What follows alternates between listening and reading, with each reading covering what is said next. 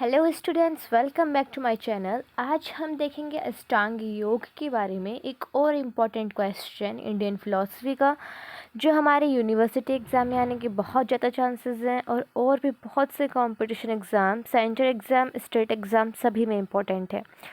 Question है अष्टांग योग के बारे में हमें सविस्तार समझाना है। सबसे पहले आपको बताएं योग का अर्थ क्या है। तो योग चित्त वृत्ति निराध्य, अर्थात चित्त वृत्तियों को रोकना ही क्या होता है, योग।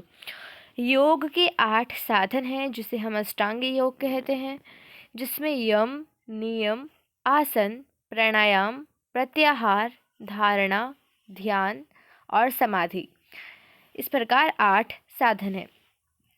पहले 5 साधन जो हैं यम, नियम, आसन, प्राणायाम और प्रत्याहार, ये बहिरंग साधन हैं जिनसे हम योग को करना सीखते हैं। यम के अंदर क्या है? यम में पंच महाव्रतों का पालन करना, इस बात पर फोकस किया गया है। यहाँ पर अहिंसा, सत्य, अस्त्य, अपरिग्रह और ब्रह्मचर्य, ये हमारे पास पंच महाव्रत हैं। अहिंसा का मतलब क्या है? हिंसा का परित्याग करना, मतलब लड़ाई झगड़े नहीं करना। सत्य, सत्य का पालन करना या असत्य का परित्याग करना। अस्त्य का अर्थ क्या है? चोरी नहीं करना।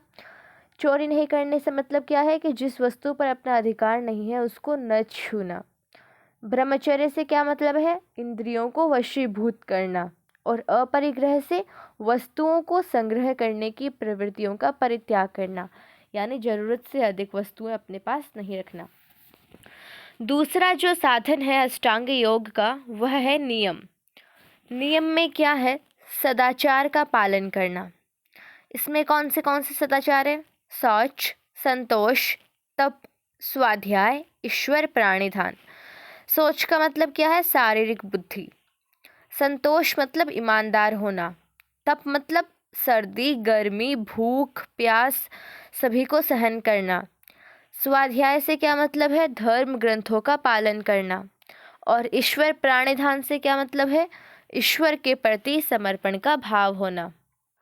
तीसरा हमारे पास है आसन।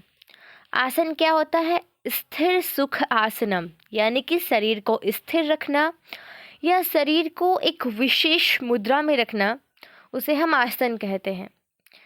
अगर आपको इनका पीडीएफ नोट्स चाहिए तो आप टेलीग्राम ग्रुप को ज्वाइन कर सकते हैं, और अगर आपको वीडियो अच्छा लग रहा है तो वीडियो को लाइक ज़रूर कर दीजिएगा। नेक्स्ट है प्राणायाम। श्वास और प्रश्वास को नियंत्रित करना। प्राणायाम 3 प्रकार के होते हैं, पूरक, कुंभक और रेचक। पूरक में क्या होता है? श्वास को तेज गति से अंदर लेना। कुंभक में क्या होता है? श्वास को अंदर रोक कर रखना। और रेचक में श्वास को बाहर छोड़ना।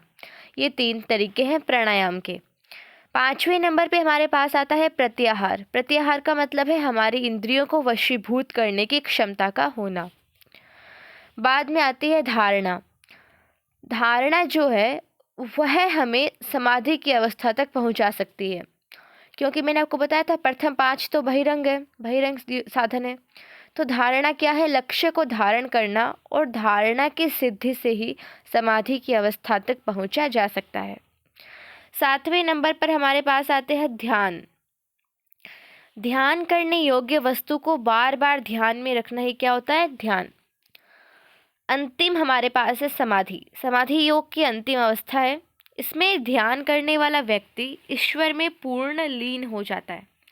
समाधि 2 प्रकार की होती है, संप्रज्ञात समाधि और असंप्रज्ञात समाधि। संप्रज्ञात समाधि में क्या होता है? इसके अंतर्गत व्यक्ति को आत्मा से साक्षात्कार हो जाता है। इसमें जो ध्याता होता है उसे ध्येय विषय का ज्ञान होता है। और असंप्रज्ञात समाधि में क्या होता है? ध्याता को ध्येय विषय का ज्ञान नहीं होता। संप्रज्ञात समाधि 4 प्रकार की होती है, सवितर्क, सविचार, सानंद और सस्मिता। और असंप्रज्ञात समाधि 2 प्रकार की होती है, भाव प्रत्यय और उपाय। अगर आपको वीडियो अच्छी लगी तो वीडियो को लाइक कीजिए, चैनल को सब्सक्राइब कीजिए, और किस तरह की वीडियो चाहिए उसके लिए आप मुझे कमेंट कर सकते हैं। All the best.